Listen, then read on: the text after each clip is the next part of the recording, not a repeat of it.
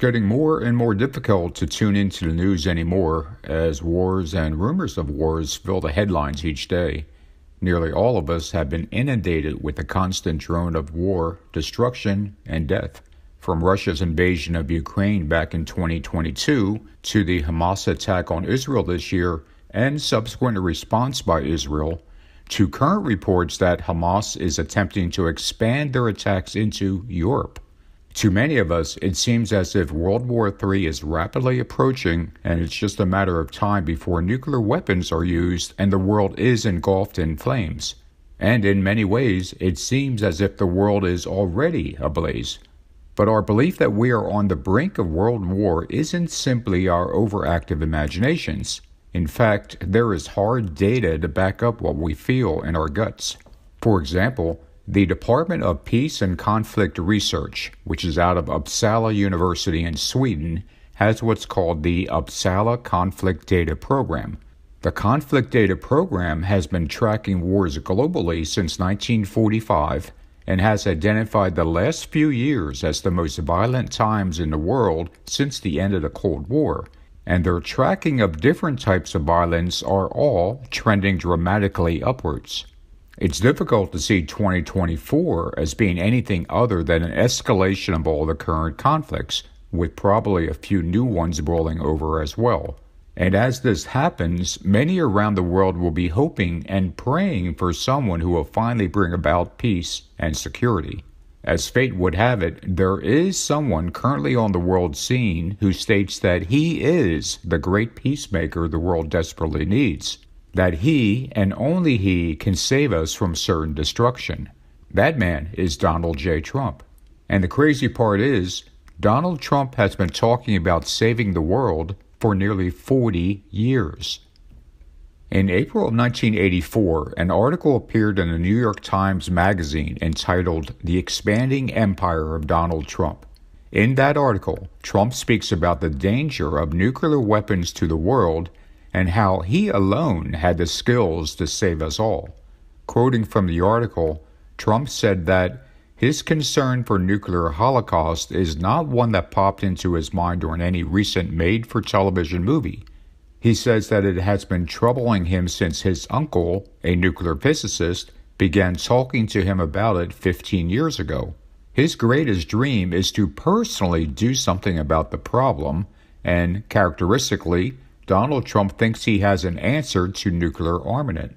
Let him negotiate arms agreements. Negotiations is an art, he says, and I have a gift for it. The uncle that Trump was referring to is John G. Trump, who passed away in 1985 at the age of 78. John G. Trump was indeed a nuclear physicist and was a brilliant MIT scientist whose work involved X-rays and radar research during World War II. Most often, Donald would talk about his uncle as being a nuclear physicist as evidence that he, Donald, therefore also knows a great deal about nuclear weapons. It also proved, in Donald's eyes, that he was likewise brilliant, just like his uncle was. It's all about the genes, as he would say. On a side note, there is an interesting connection between John G. Trump and Nikola Tesla. After Tesla died in 1943, the FBI called in John G. Trump to look through all of Tesla's papers, reportedly because they were concerned that Tesla was developing what was called a death ray. Trump stated he found Tesla's research to be primarily of a speculative, philosophical, and promotional character, and that the papers did not include new sound, workable principles or methods for realizing such results. Interestingly, however, many of Tesla's files are now reportedly missing. But getting back to Donald Trump and his lifelong desire to save the world, a second article on this topic appeared just a few months after the New York Times Magazine story. This one was from November of 1984 and in the Washington Post, part of which reads as follows. Trump has a new idea. He wants to talk about the threat of nuclear war. He wants to talk about how the United States should negotiate with the Soviets. He wants to be the negotiator. He says he has never acted on his nuclear concern, but he said his good friend Roy Cohn, the flamboyant Republican lawyer, has told him this interview is a perfect time to start. It's something that somebody should do that knows how to negotiate and not the kind of representatives I've seen in the past. Trump added that he could easily learn everything he needs to know about nuclear weapons. It would take an hour and a half to learn everything there is to learn about missiles. I think I know most of it anyway. You're talking about just getting updated on a situation. Roy Cohn, the man Trump referenced as urging him to speak out on the issue of nuclear weapons, was a notorious and often despicable figure on the right for several decades. From his prosecutorial misconduct during the 1951 espionage trial of Julius and Ethel Rosenberg, to being chief counsel to Senator Joe McCarthy during the infamous 1954 anti-communist hearings, to his 30-year career as an attorney in New York representing a myriad of sordid characters. Over Cohn's career, he was accused of theft, obstruction of justice, extortion, tax evasion, bribery, blackmail, fraud, perjury, and witness tampering. Perhaps above all else, though, Roy Cohn was a mentor to Donald Trump. He taught a young Trump to never apologize and to always attack. Interestingly, Cohn said this about Trump in 1984. What started off as a meteor mounting from New York and going upward is going to touch this country and parts of the world. Donald just wants to be the biggest winner of all. Cohn died in 1986.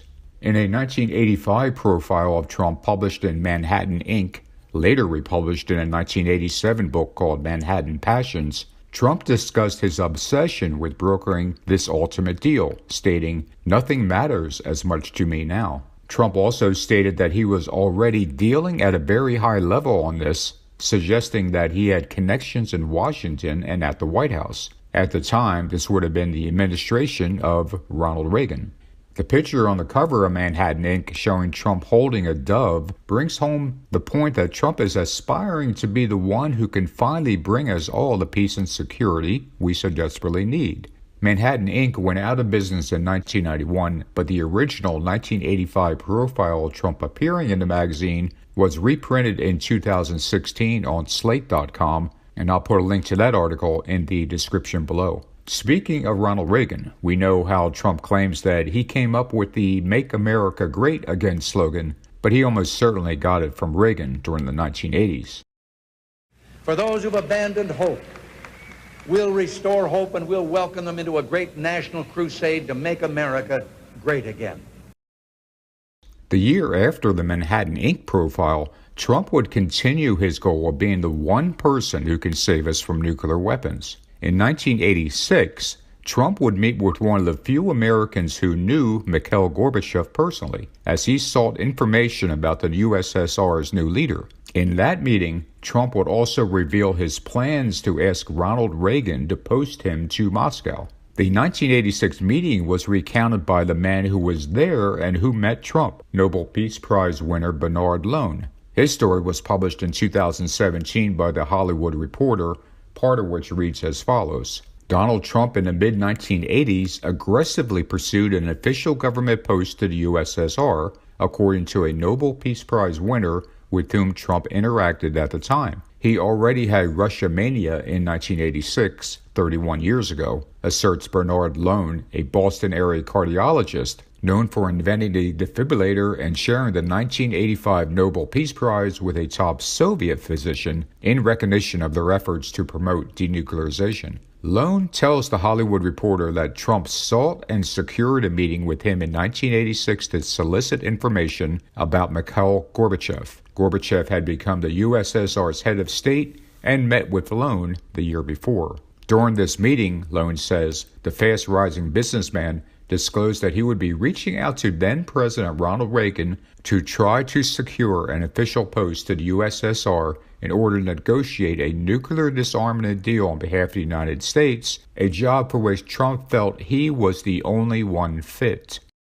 After Reagan left office in 1989, Trump would begin to speak less and less publicly about his grand plans to save the world from nukes. Much of this was due to his financial problems during the early 1990s, which included 4 separate business bankruptcies in 1991 and 1992. As the 1990s and early 2000s sped by, Trump began to understand that he didn't need a president to appoint him to be negotiator for nuclear disarmament. In fact, he could actually be president and appoint himself. Trump's overwhelming desire to be president and his eventual victory in 2016 is thought by many to have largely been because of the 2011 White House Correspondents' Dinner, at which then President Obama made several jokes at his expense. Donald Trump is here tonight.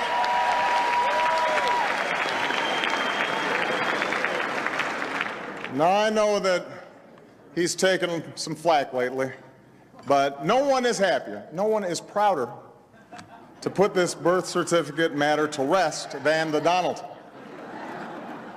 And that's because he can finally get back to focusing on the issues that matter. Like, did we fake the moon landing? What really happened in Roswell? And where are Biggie and Tupac?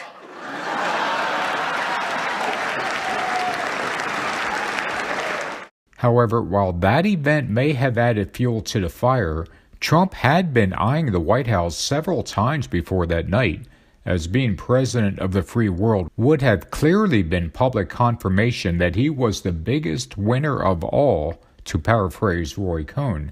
In 2000, Trump entered the presidential race as a candidate for the Reform Party. Although he did not receive the party's nomination, he did gain traction as a presidential candidate after receiving more than 15,000 votes in the party's California primary. In 2004, while enjoying the early success of The Apprentice reality TV show, Trump once again considered a run for president and even talked about how Oprah Winfrey might be his running mate. Trump eventually decided not to run. In 2011, before the White House Correspondents' Dinner, Trump had repeatedly called for President Obama to release his long-form birth certificate, even questioning whether Obama was actually born in the United States. Perhaps sensing that his time had not quite yet arrived, Trump decided not to run in 2012 against Obama, but instead endorsed Mitt Romney. Soon, however, things would dramatically change. 4 years later, Trump would shock the world as he won the election in 2016 and became President of the United States. He not only became leader of the free world, he would finally be in a position to save the world.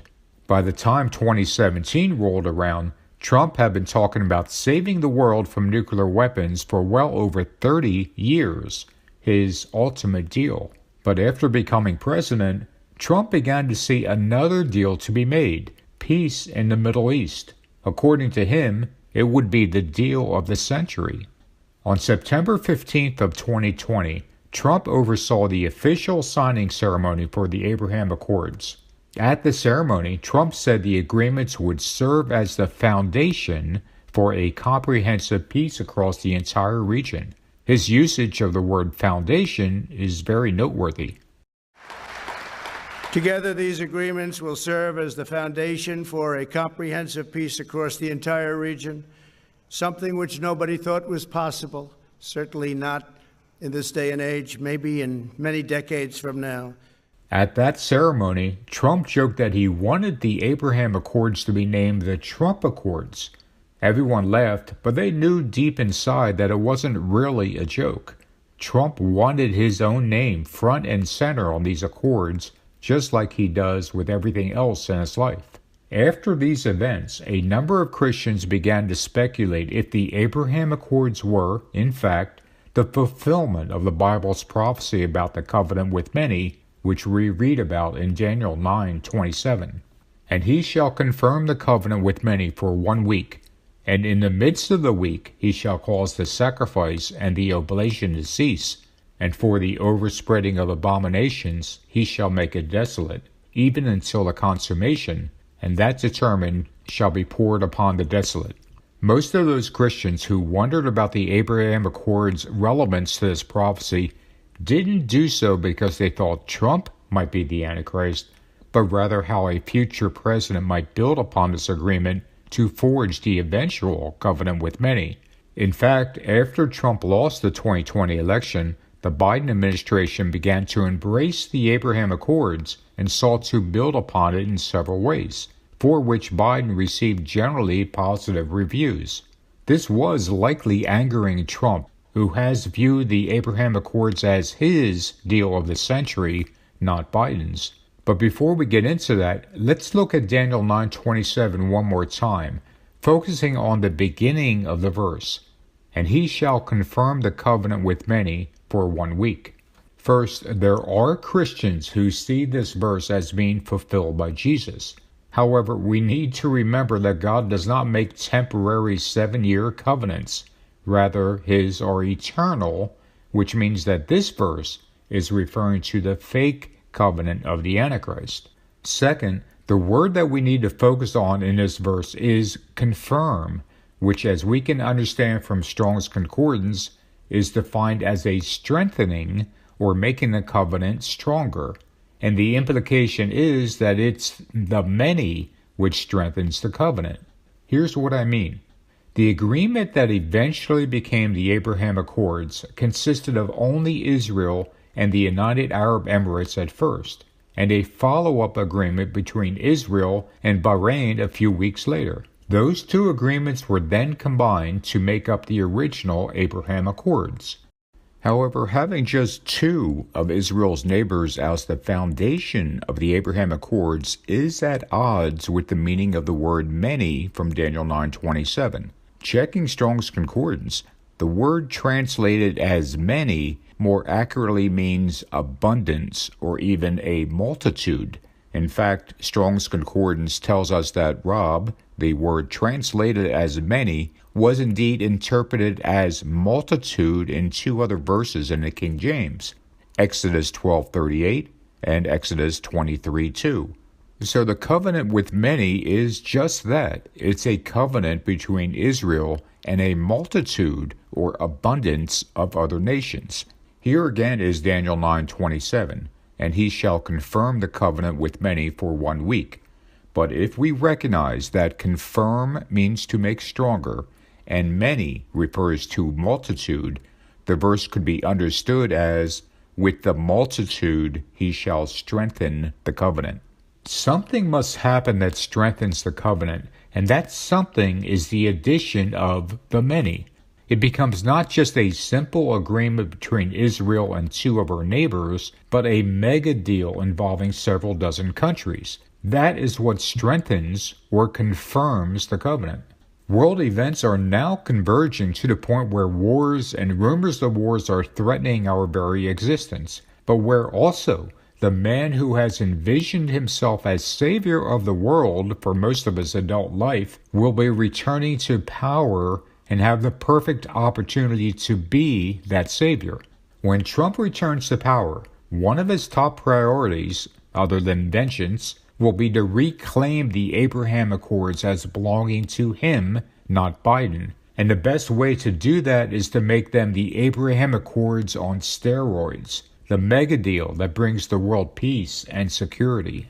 Trump is the ultimate big picture guy and believes that he has a gift for negotiating deals where no one else can. With his return to power, Trump would have his eye on one last mega deal, the one that saves the world and which gives him the honor and the glory. Trump's mega deal would roll different problems into one solution: the nuclear problem with Russia, North Korea, and Iran, peace in the Middle East, and even resolving the Russia-Ukraine war. A worldwide peace deal is on the horizon, and it will be because of Donald J. Trump. And this brings us to the conundrum of Trump being the peacemaker. On the one hand, he sees himself as the grand architect of the greatest deals in history, designed to rid the world of the threat of nuclear weapons, and being the only one who can bring peace to the Middle East.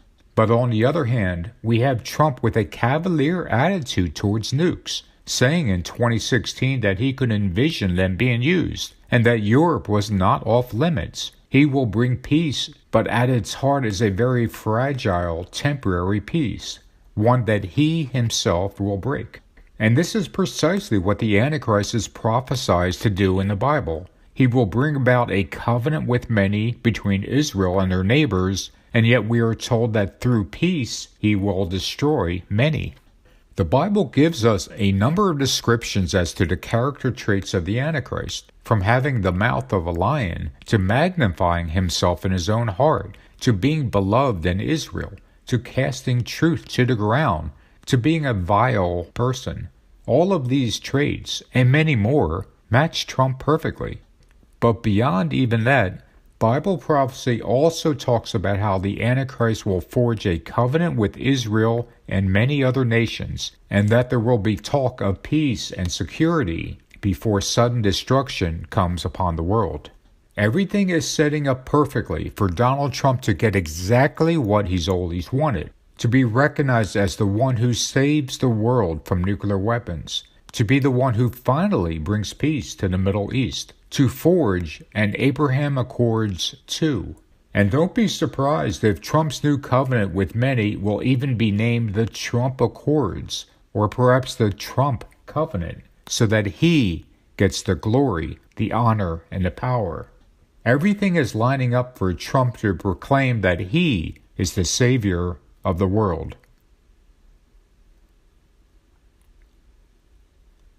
Thank you for watching, and if videos about Bible prophecy and specifically the Antichrist are of interest to you, please consider subscribing to my channel. Should you wish to leave a comment, please do. However, kindly remain respectful in any comment you leave. Thanks again, and I'll talk to you guys soon.